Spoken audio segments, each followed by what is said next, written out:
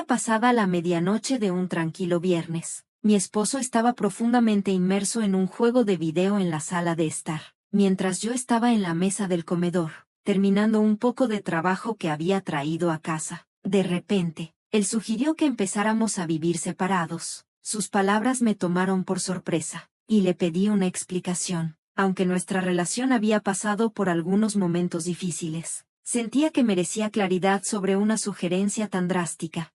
Me llamo Anna, y esa noche, mientras celebraba mi cumpleaños número 33, mi esposo, completamente consciente de los tratamientos de fertilidad que estaba recibiendo, me dejó caer una revelación impactante. Sin despegar la mirada de su juego, me dijo: acabas de cumplir 33, ¿no? Si te embarazaras ahora, sería un embarazo de alto riesgo. Creo que es mejor dejar de intentar tener hijos. Luego agregó: por eso quiero regresar a vivir con mi mamá. Estaba desconcertada. ¿Por qué su decisión de renunciar a tener hijos significaba que deberíamos vivir separados? ¿Y por qué irse con su madre? Llevábamos 4 años de casados. Aunque yo había esperado disfrutar un poco más de nuestra vida de recién casados, él estaba ansioso por formar una familia, siendo el menor de 3 hermanos, todos con hijos. Sentía la presión de su familia para tener hijos mientras aún era joven y enérgico. Impulsados por las expectativas de su familia, intentamos concebir. Después de un año de intentos fallidos, él sugirió, de forma directa, que tal vez yo tenía un problema de fertilidad. Herida por su acusación, busqué asesoría médica. La ginecóloga confirmó que tenía una condición que dificultaba la concepción, un diagnóstico inesperado ya que no tenía síntomas, pero me tranquilizó diciendo que aún era posible concebir de forma natural. Esa noche, mientras le compartía los resultados durante la cena, él pareció casi satisfecho. Sabía que eras tú, murmuró, apenas ocultando su frustración, aunque sus palabras eran duras. Le recordé que la doctora había dicho que aún era posible concebir, pero él lo descartó, diciendo que parecía imposible. Su propuesta repentina de vivir separados parecía una decisión apresurada, basada en la decepción y frustración de nuestros planes familiares. Nuestro intercambio me dejó herida y enojada. ¿Sabes? Tú también podrías tener un problema, le respondí, sintiendo como mis palabras lo herían. Su rostro se oscureció, y contestó con dureza: Anna, es obvio dónde está el problema. No intentes poner la culpa en mí. Con ira, golpeó la mesa con el puño, sorprendiéndome. Sus últimas palabras fueron como un puñal: eres solo un fracaso, incapaz de concebir un hijo. Con eso, se fue a la habitación. Me quedé lavando los platos, con lágrimas corriendo por mi rostro. En el fondo, tenía la esperanza de que, si lográramos tener un hijo, eso reavivaría el amor y la conexión que alguna vez compartimos. Con renovada determinación, intensifiqué mis esfuerzos para concebir, esperando que esto restaurara el cariño que él alguna vez me mostró. Sin embargo, cada visita al ginecólogo solo aumentaba mi ansiedad. Rastreé cuidadosamente mis días fértiles, pero cada mes solo traía más desilusión. Una mañana, tratando de mantener la esperanza viva, le sugerí que lo intentáramos de nuevo. Su respuesta me dolió: ¿no es un poco incómodo hablar de esto tan temprano? Su desdén me lastimó, pero insistí, preguntando: ¿no quieres tener un hijo también? Él respondió con una verdad que no había comprendido del todo: en realidad, nunca quise hijos. Mi hermano decía que un hombre de verdad tiene esposa e hijos, así que pensé en intentarlo. Ahora que no está sucediendo por tu culpa, tengo una buena excusa para dejar de intentarlo.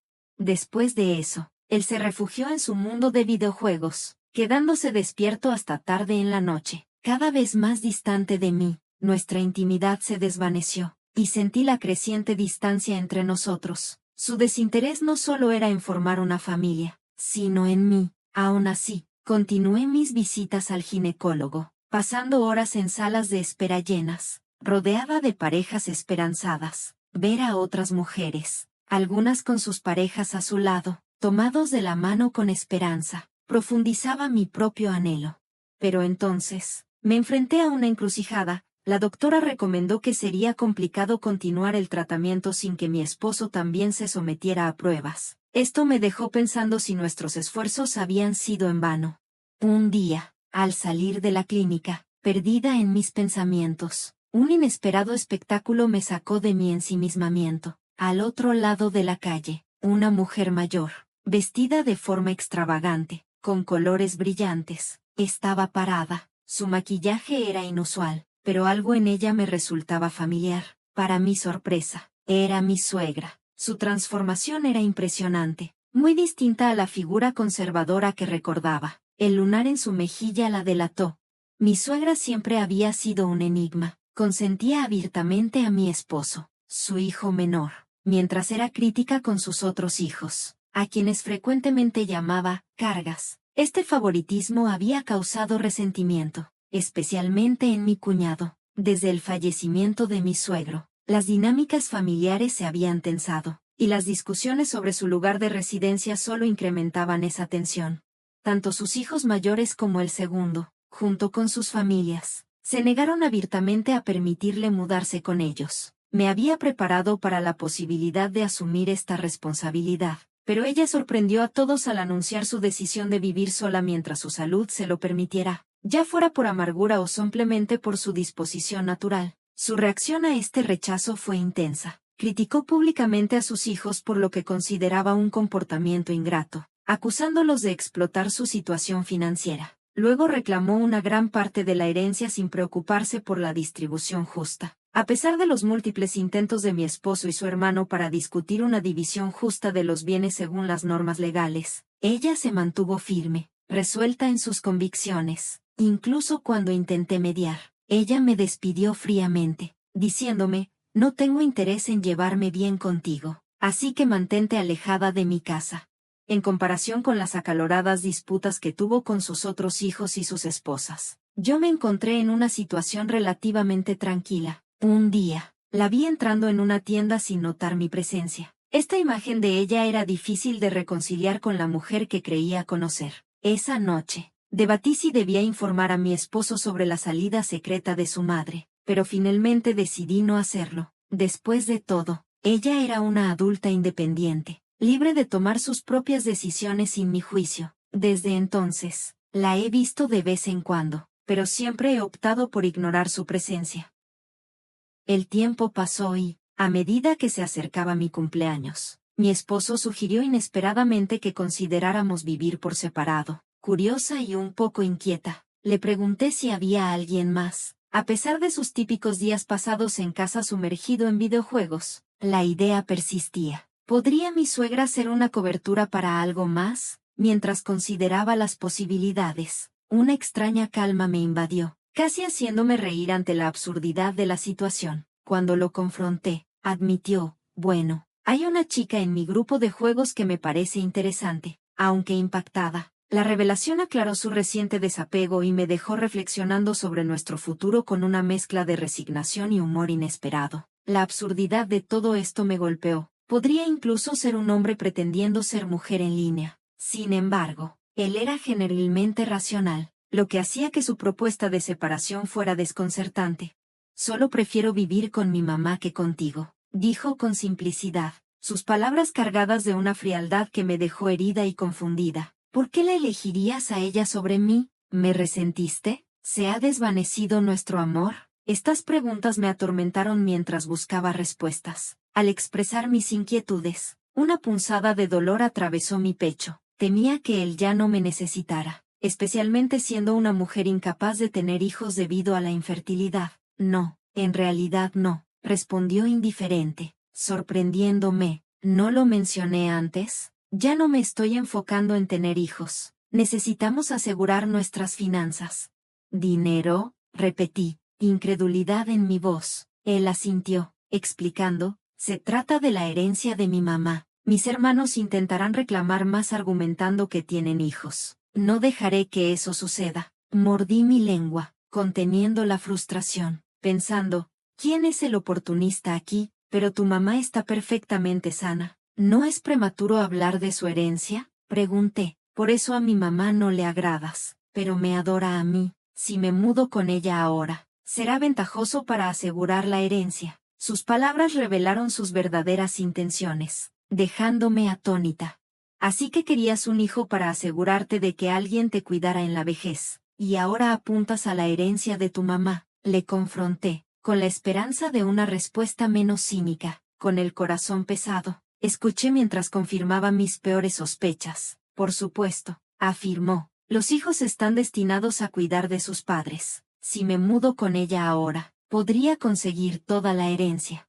En ese momento, quedó claro que su vínculo con su madre eclipsaba cualquier sentido de justicia o compasión en sus planes. El silencio me envolvió mientras él añadía, una vez que mamá fallezca, volveré a vivir contigo. Tú manejas el hogar perfectamente y traes un ingreso constante. Esa fue la última gota. Está bien. Entonces, vamos a divorciarnos. Solté, interrumpiéndolo. La idea de separarnos solo para reconciliarnos después como si nada hubiera pasado era absurda. Su respuesta, no necesitamos un divorcio. Simplemente podemos vivir separados. Apenas me afectó.